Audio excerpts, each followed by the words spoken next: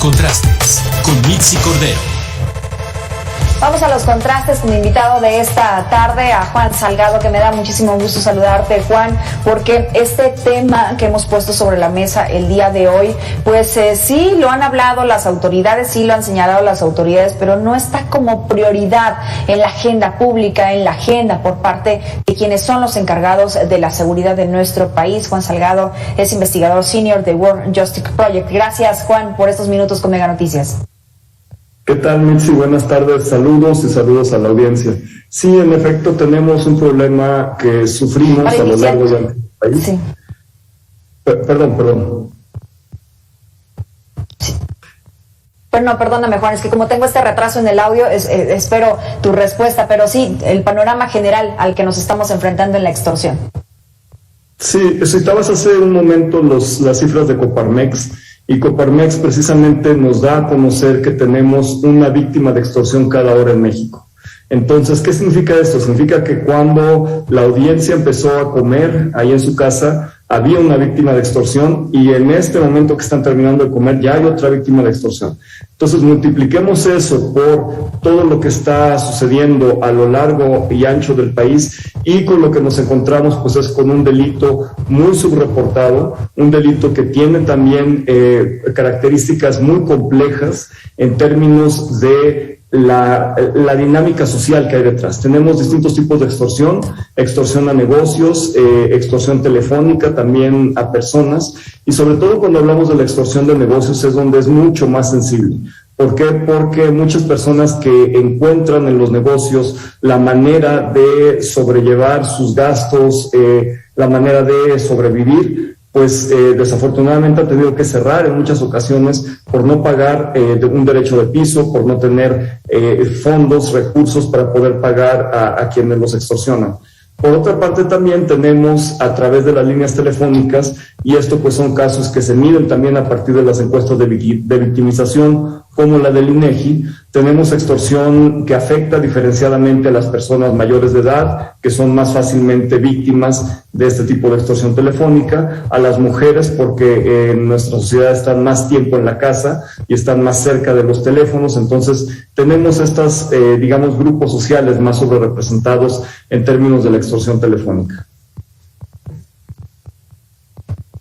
Exacto, a esto es lo que nos referíamos hace unos momentos, es decir, no solamente si usted tiene un negocio es que puede llegar a ser extorsionado, lo que conocemos como cobro de piso, que también, Juan, y ahorita espero que me respondas, cuánto ha incrementado en los últimos años o desde hace cuántos años ha venido en este crecimiento exponencial, porque revisamos estas cifras oficiales por parte de la autoridad de las denuncias formales, que sabemos hay una cifra negra que desconocemos específicamente cuántas extorsiones son las que se registran, pero ¿por qué ha sido este incremento? ¿Ha sido un cambio, digamos, de giro por parte de los delincuentes, o a qué se puede atribuir que ha sido, tan lucrativa para el crimen organizado? Sí, en efecto, hay un cambio en la manera en la que operan muchos delincuentes organizados, principalmente en las zonas urbanas de México. Esto se debe a varios fenómenos. Por una parte, hay una transición muy importante en el mercado de la droga. La marihuana es cada vez menos relevante. No digo que haya desaparecido en términos de tráfico, pero ya es legal en varios estados en Estados Unidos. Y por otra parte también pues hay un incremento en la venta de metanfetaminas y de fentanil, que requieren otro tipo de procesamiento y que requieren, otros flujos entre México y Estados Unidos. Entonces, por decirlo así, muchas organizaciones delictivas y sobre todo grupos que se escinden de estas organizaciones se han quedado pues con menos trabajo y con oportunidades en otras áreas delictivas. Y de ahí es que se ha dado esta transición hacia algo que les resulta pues bastante sencillo. Cualquier persona con una pistola o con un arma blanca puede extorsionar a comerciantes, y lo están haciendo, y esto pues al no haber la suficiente vigilancia, al no haber la suficiente confianza también de la ciudadanía hacia las autoridades, pues no tenemos la suficiente denuncia. Esto que señalabas muy bien sobre la cifra negra es algo muy grave en términos de las extorsiones, por la dificultad que hay para poderlo denunciar. Sin embargo, también es importante señalar que con respecto a las cifras de Coparmex y del Secretariado Ejecutivo, que coinciden mucho, hay una buena noticia si vemos el número de denuncias. ¿Por qué? Porque significa que la ciudadanía se está acercando más a la autoridad para poder denunciar. Entonces la autoridad puede conocer más de lo que está pasando, lo cual no significa necesariamente, tristemente, que la autoridad sea efectiva y que, digamos, solucione estos problemas. Pero por lo menos se da el primer paso, que es muy importante, de la denuncia. Se da este primer eslabón en la cadena de buscar una solución. Por otra parte, el dato que es muy alarmante es el de la encuesta de victimización de la INEGI, del ENVIPE, que sí nos habla de un 17% de aumento entre los últimos levantamientos, es decir, de 2020 a 2021, hay 17% de incremento, ya no de la denuncia, sino de los casos que la ciudadanía habla en términos de lo que le ha pasado. Es decir, la ENVIPE no se basa en denuncias, sino en las experiencias de la ciudadanía. Entonces, sí son 17% más de ciudadanas y ciudadanos que nos dicen, a mí me pasó, en mi casa a alguien le pasó, porque es una encuesta basada en hogares. Entonces, sí nos debe preocupar mucho. Tenemos 17% más de hogares mexicanos en los que ha ocurrido este delito. Sí, tienes toda la razón. Si platicas con amigos, con familiares, a mí me llamaron o a mí me dijeron o yo sé de alguien que llegan a su local y le piden, tienes toda la razón, es como que se ha vuelto cotidiano, ¿no? Hablar de este tema. Ahora, cotidiano digamos, en petit comité, pero cuando ha habido comunicadores, en este caso, este año, el primero que fue asesinado, esperemos que ya no sigan ocurriendo, José Luis Gamboa, en el estado de Veracruz, él hablaba de este tipo de temas, él hablaba de la extorsión, él hablaba del cobro de piso y él señalaba pues algunos cobros que se tienen detectados dependiendo de cuántas cortinas tienes en tu negocio, y también habla de la inacción por parte de las autoridades. Yo te preguntaría, ¿qué están haciendo las autoridades al respecto? Déjame nada más escuchar lo que decía en su momento José Luis Gamboa y tú me respondes ante esto. Sí, están coludidos desde la policía municipal hasta pasando por todas las por todas las etapas del proceso, ¿no?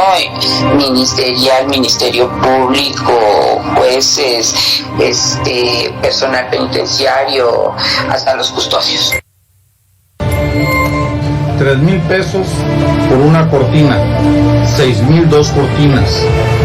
Si usted tiene más de 2 cortinas dentro de su local, tendrá que pagar una cuota que es mensual para poder trabajar. Si hay de transparencia, no me ha llegado un informe donde damos el precio de ese. Jalapa luce tranquilo en ese sentido.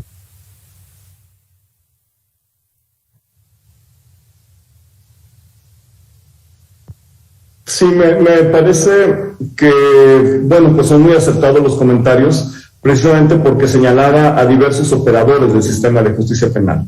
Todo tiene que empezar por una policía que tenga capacidad de investigación, y para eso debe gozar de la confianza ciudadana. Es decir, si los ciudadanos sabemos que podemos acercarnos a un policía que nos sabe recibir una denuncia, que puede iniciar actos de investigación para los cuales está facultada la policía, desde la policía municipal hasta la Guardia Nacional están facultados para realizar actos de investigación. La cuestión es que lo sepan hacer, la cuestión es que también no sean corruptos, es decir, que haya probidad en la policía. Entonces empezamos por ahí. Después debemos tener ministerios públicos que no nos manden estos casos a archivo temporal, es decir, que pueda, a partir de un proceso estratégico de persecución penal, el Ministerio Público priorizar los casos de extorsión. Estamos viviendo niveles de extorsión que ya se ven desde hace 10 o 15 años en Centroamérica y en Colombia. Es decir, es un fenómeno regional. Tenemos mucho que aprender de los países que están al sur de nosotros,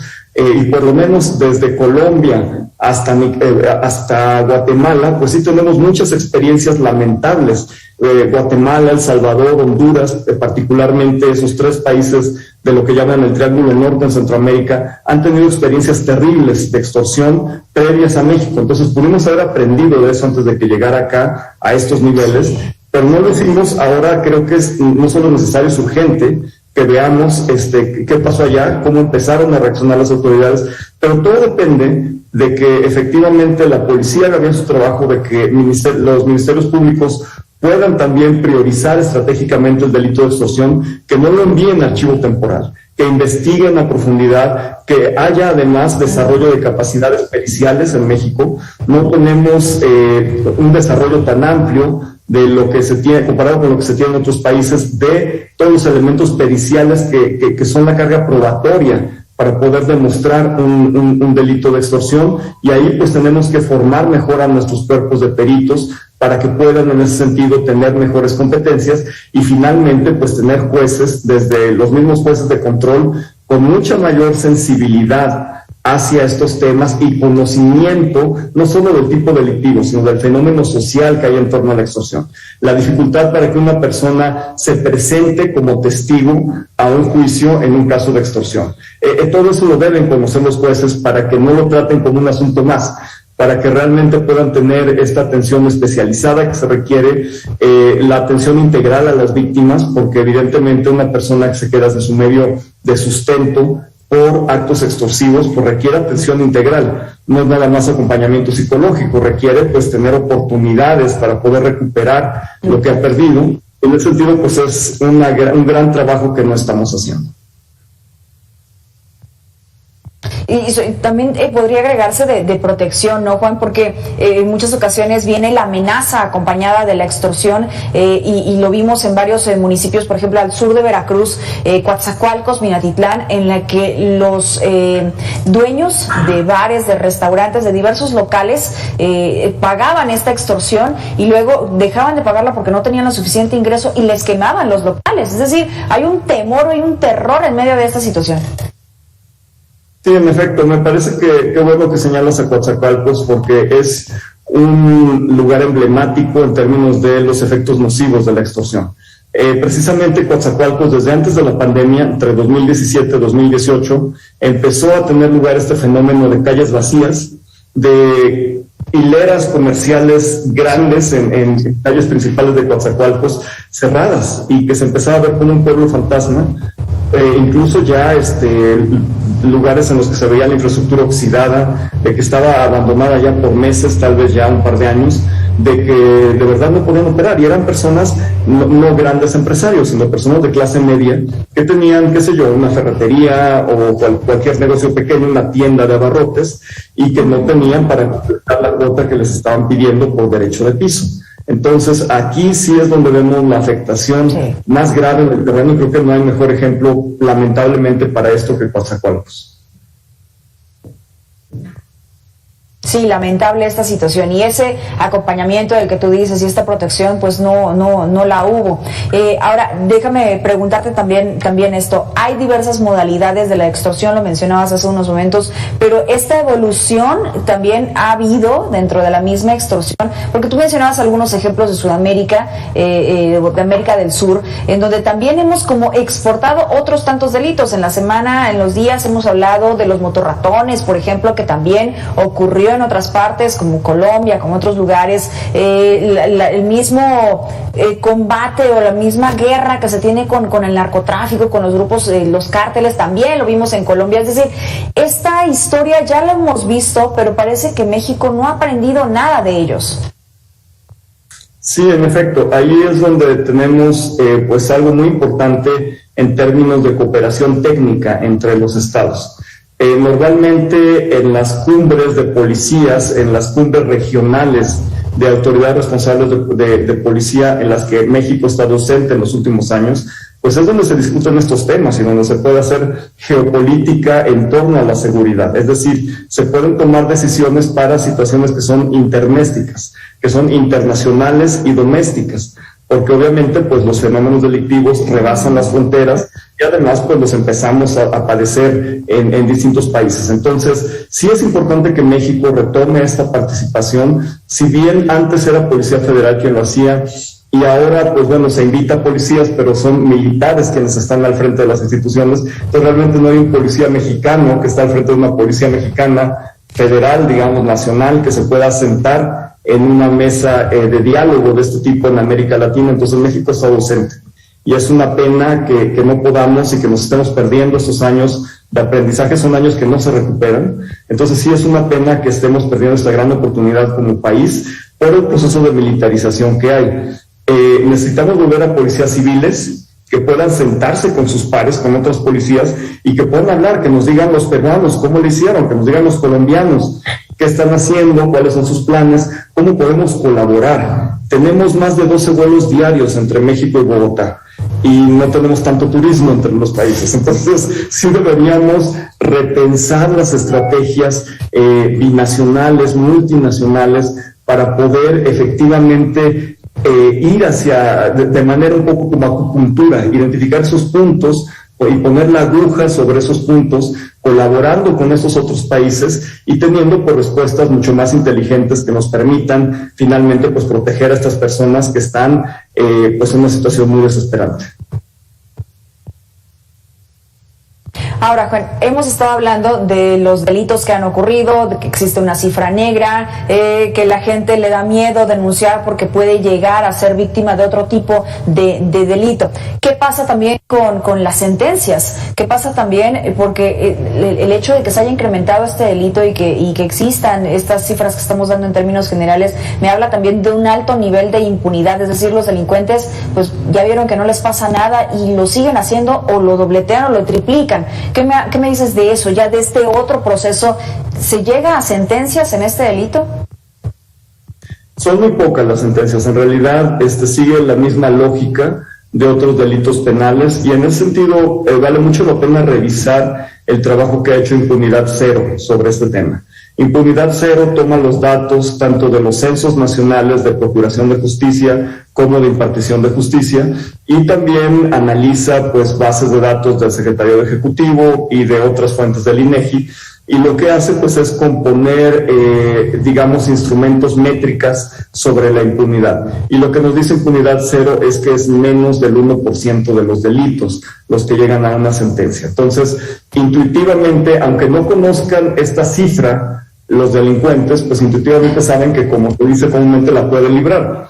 Saben que tienen un gran margen por delante. Exacto. En caso de que de verdad se les llegue a perseguir, pues es una de 100 para que los agarren, ¿no? Entonces ahí es donde está el verdadero cuello de botella en nuestro sistema de justicia penal, que tenemos que llegar hacia mecanismos de resolución más efectivos. Y ahí es donde está precisamente después de la sentencia en el sistema penitenciario un problema adicional en materia de extorsión, porque buena parte de las llamadas extorsivas provienen del sistema penitenciario. En la Ciudad de México, sin ir más lejos, tenemos 2 centros penitenciarios, el Reclusorio Norte y el Reclusorio Oriente, que son un escándalo. Es decir, los teléfonos celulares se venden ahí adentro, hay una especie de call centers en los pabellones de los centros penitenciarios, tienen incluso ya personas especializadas en distintos tipos de extorsión, y la verdad es que pues tiene que haber un mayor control de los centros penitenciarios, que los seguimos considerando basureros humanos y realmente no estamos trabajando en una reforma integral del sistema penitenciario. Eso es lo que verdaderamente haría falta, Juan, una reforma integral en estos temas, en lo que realmente importa y no en otros que luego nada más se tira el dinero, como lo de la revocación de mandato, que bueno, ya lo declararon inválido el día de ayer. A ver, estamos hablando de que 1 de cada 99 delitos de extorsión se denuncian, por lo tanto hay una cifra negra altísima. Dices tú que menos del 1% llega a ser sentencia, y a esos que llegan pues se convierten básicamente en alumnos buenísimos dentro de estas mismas penitenciarías. Estamos hablando también incluso de corrupción y colusión de autoridades. Sí, efectivamente. El sistema penitenciario, desde la teoría se le llama sistema total, un sistema de control total, porque en la teoría debería ser el Estado el que tenga control de todo lo que sucede ahí adentro, cómo se van a vestir, qué van a comer, todo lo debe decidir el Estado. La persona privada de la libertad pierde, en el momento de perder su libertad, toda esa capacidad de decisión. Sin embargo, lo que vemos en el sistema mexicano es que pues no son sistemas de control total. Vemos que son sistemas donde pues sí hay control, pero de autoridades no oficiales, de narcotraficantes, de personas, de mismos delincuentes que hacen co-gobierno o que hacen pues un gobierno alternativo en los sistemas penitenciarios, y esto no puede funcionar si no hay corrupción. Es decir, es necesaria la connivencia de autoridades penitenciarias, es necesaria la corrupción, porque de otra manera no se puede explicar lo que está sucediendo en estos lugares. Exacto. ¿Sigue siendo el primer lugar los centros penitenciarios, las cárceles de donde provienen estas llamadas telefónicas de extorsión? Bueno, eso no lo sé. Quien nos puede dar esa información es el Consejo Ciudadano de la Ciudad de México, que es quien está recibiendo por lo pronto en la Ciudad de México este tipo de llamadas y que sí tiene una estadística al respecto. Okay. Entonces, sí sería interesante ver por qué ellos, digamos, hacen una recolección de los números que les denuncian. Sí. ¿Cuántos de estos números pueden rastrear hacia un centro penitenciario?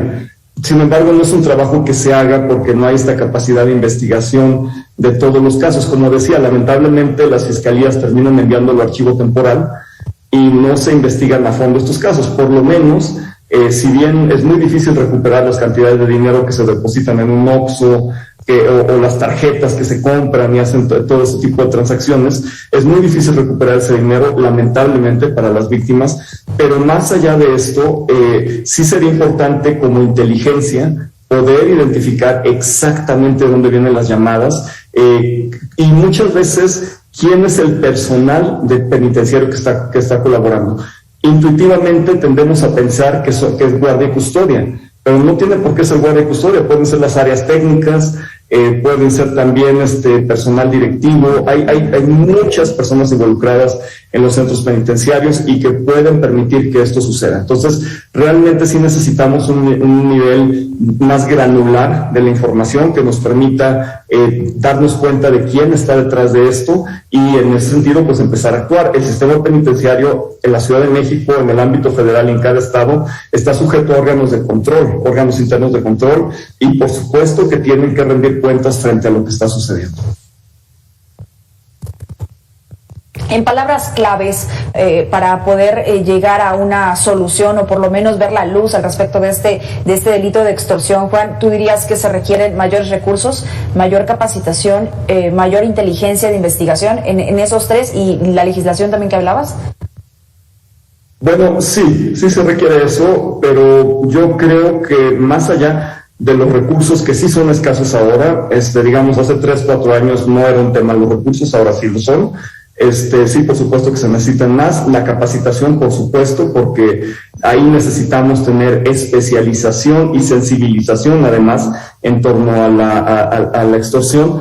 Pero muy específicamente necesitamos una supervisión de la función ministerial. Es decir, necesitamos que haya una política estratégica de persecución penal en los ministerios públicos que permita dar no solo luz, sino una dirección en términos de teorías del caso, en términos de formulación de estrategias para poder judicializar los casos de extorsión. En el momento en que uno llega a denunciar ante un ministerio público un caso de extorsión y nos dicen, le levantamos su carpeta de investigación, se la escribimos y vamos 2 semanas después y no ha pasado nada, la carpeta está en archivo temporal, en ese momento murió la posibilidad de judicializarlo. Entonces sí necesitamos que el Ministerio Público se tome más en serio este problema, porque ahí está el cuello de botella. Si de verdad tuviéramos ministerios públicos que pudieran impulsar a los mecanismos de peritaje a que consigan más pruebas, impulsar a la policía investigadora a que vaya más a fondo y conseguir más testigos, conseguir más testimonios, pues en ese sentido podríamos avanzar. Pero mientras el Ministerio Público no tenga, porque de manera proactiva no tiene esta voluntad política, entonces yo creo que sí se le tiene que presionar, y esto debe venir desde quien dirige las fiscalías en los estados y en la Ciudad de México, para poder presionar a que los ministerios públicos simple y sencillamente hagan su trabajo. Exactamente, que hagan su trabajo, que para eso se supone que están allí, para eso se supone que se postularon para estar allí. Juan Salgado, ya se nos ha acabado el tiempo, lamentablemente, sin embargo, pues es un tema bien interesante que básicamente hace como este tejido con otros tantos más problemas que tenemos en nuestro país, y ojalá hubiese la voluntad para poderse solucionar. Gracias. Al contrario, con mucho gusto, hasta luego. Hasta luego. Vamos a una pausa, pero regresamos con más.